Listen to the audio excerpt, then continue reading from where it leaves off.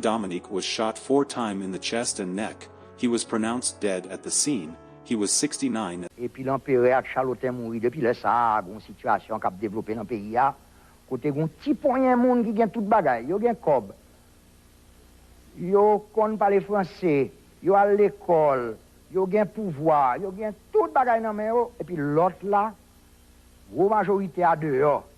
C'est mon à dehors. In 1972, a young Haitian agronomist by the name of Jean Dominique decided to found the first independent Haitian radio station, Radio Haiti Inter, with the hope of accomplishing something that the elites of the country have been able to suppress since Haiti's first emperor: free information. He also took it a step further by broadcasting his shows and interviews in Creole, a language that is spoken by the masses, instead of French that is spoken by the ruling class. For the first time, the majority of the Haitian population had a voice. As a child, Dominique frequently accompanied his father on trips throughout the Haitian countryside, which led him to know and understand the lives and struggles of peasant farmers. Being an agronomist himself, Dominique understood the ploy of the peasant farmers, and worked diligently to promote the rights of those people. He was soon arrested by the Duvalierist authorities, and was banned from practicing as an agronomist upon his release. Instead, Dominique became a journalist. The fight wore on, and once again the peasant farmers were not forgotten. During the 1960s, Dominique also founded Haiti's first film club at the Institut Français in Port-au-Prince, which he understood to be a way of subverting and resisting the political repression of the Duvalier dictatorship. In 1961, Dominique co-directed and narrated Haiti's first documentary film, Mère, Je suis belle, but I Am Beautiful, an ironic film about Caribbean beauty pageants. Dominique remained a staunch supporter of Haitian cinema, and collaborated with Haitian filmmakers such as Ras-Sol Labouchin. Throughout the 1970s, Jean Dominique used Radio Haiti to highlight aspects of Haitian culture rooted in its Creole-speaking majority, and repressed for almost 2 centuries by its French-speaking elite. Dominique and Radio Haiti also reported increasingly on events that would challenge the regime of Jean-Claude Duvalier, often strategically and indirectly to circumvent the regime's censorship laws.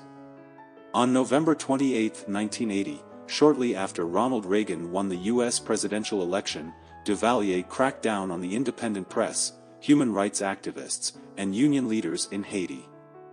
Duvalier's militia, the Tontons Macoutes, ransacked and destroyed Radio Haiti's studios. Nearly all of Radio Haiti's journalists were arrested. Some, including station manager Richard Brisson, were tortured. Most were released within days and then exiled. An order was issued for Jean Dominique to be killed on sight. Hearing this, Jean Dominique went into hiding. He spent 2 months in asylum at the Venezuelan embassy, before he fled to New York. On March 5, 1986, less than a month after Duvalier's ouster, Dominique and his now current wife, which he married in New York, Montas, returned to Haiti, and were greeted at the airport by nearly 60,000 people. That October, Radio Haiti reopened with funds raised by ordinary Haitian people, and the elite's paysé-sous system were once again at his site. Throughout the years, Dominique continued to advocate for democratic participation, human rights, peasant rights, and for the removal of Duvalierist and Macoute elements from the government and the army. In the final years of his life, Dominique concentrated on issues of state corruption and criminal negligence by the private sector. He investigated Farvel Laboratories, a pharmaceutical company, for selling cough syrup contaminated with diethylene glycol that was responsible for the poisoning of 200 children. He also denounced the importation of medical-grade ethanol that was being sold as counterfeit Clarin or high-proof undistilled sugar cane spirits, sickening and killing people who consumed it while undercutting the livelihood of Haiti's sugar planters and distillers. After surviving the Duvalier regime and the Cedras coup regime. In the morning of the 3rd of April 2000, while entering his radio station, Radio Inter, Jean Dominique was shot 4 times in the chest and neck. He was pronounced dead at the scene. He was 69 at the time. The suspects were never found due to irregularities and evidence tampering in the case.